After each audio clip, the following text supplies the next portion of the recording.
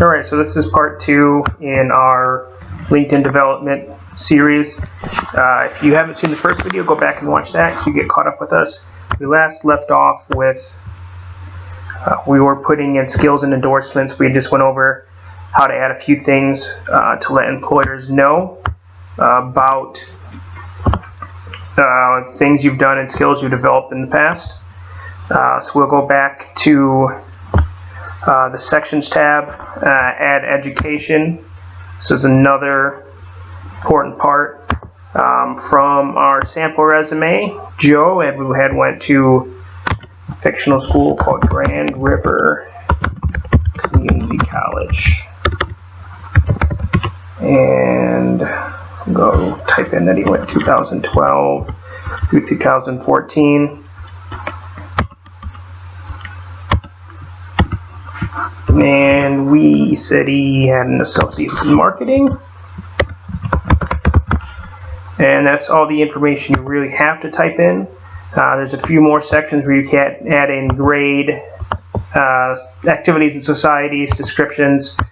These are just important if it was like a specialty program. So if you had taken like a certification class, you could type in what grade you got in it. Or if you had been a member of like a student government or a fundraising society with your college, you can add that in there. Or even if you took a special program, you can just type a quick description in there to let employers know what you had studied or what you had done. Save that. Make sure you have all your college information in on your LinkedIn page. You do not want to leave out information that may help you connect with someone or even connect with an employer. If you didn't go to college, make sure you put in your high school diploma information. That can be useful as well. We'll go back up to the Sections tab. Here we'll look at probably just one more volunteering experience. So we didn't put any in on the resume we had made for Joe, the sample resume, but I'm a strong believer in volunteering and how it will help you develop as a professional. So we'll just, for an example, put in something so you guys can see how this works. We could say he worked for the Red Cross, and you can see that a bunch of different things pop up. And you could say of America.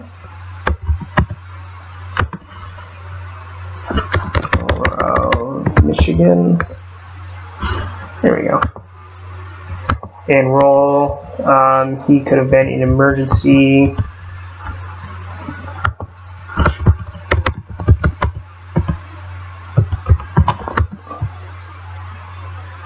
assistant and disaster and humanitarian relief.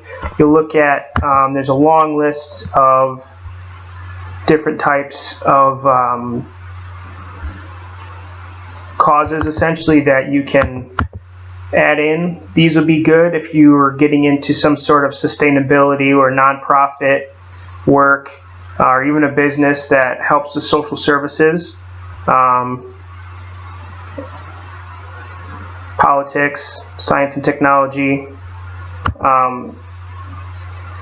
If you're following our any of our blogs or any of our other videos, you'll know that we're a big advocate of volunteering just because it allows an easy way for you to develop skills. So make sure you're going to put this type of stuff in.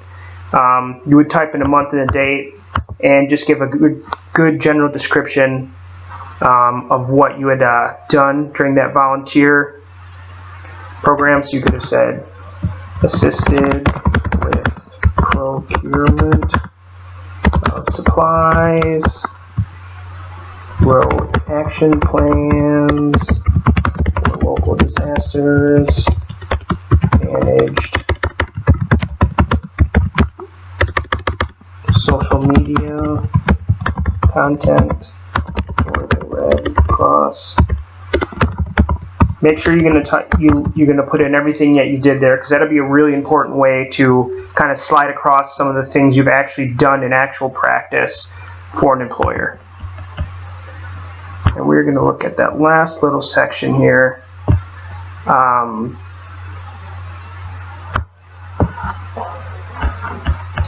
You can add in that you're looking for volunteer opportunities. This is a good way for nonprofits to contact you. So you could say, I'm looking to join a nonprofit board or a skills-based volunteering program. This will give you kind of just a little outlet that these types of organizations can search for you.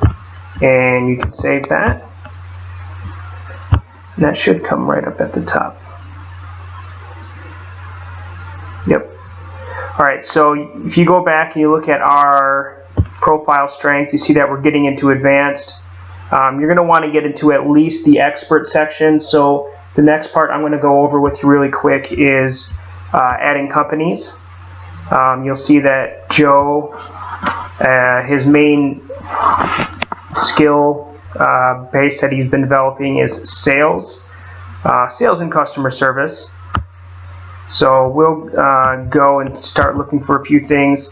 So we had him as based out of Detroit, Michigan, so we'll add a few companies from there locally. So we're just going to type in sales.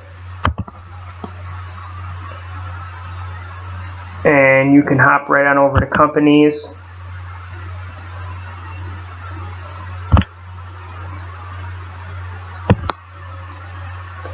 And we will add the area, Detroit, Michigan.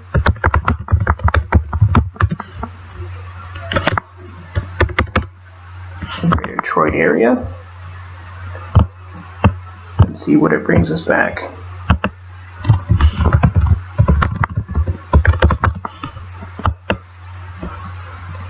Alright, so you can start looking at a few of these pages, seeing if these things fit for you. So this would be like a local sales matrix firm. So he would just follow that, and you could start going back and start adding some companies that you might be interested in. Short Sales Group, Wabco, Sales and Development, Sales Executives. So you're just going to really want to type in the field you're working in, and then you can just start searching by area. So you could say marketing, another skill that Joe had, and we could go down just and search companies again. In Detroit, see what pops up. You can just start following all these groups.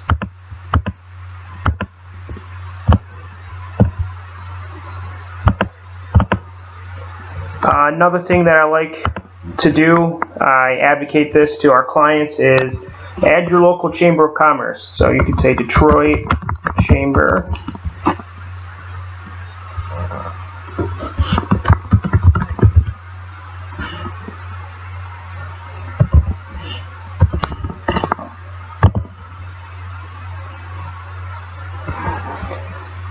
So Chamber of Commerce is just going to be a local organization that helps maintain a strong economy.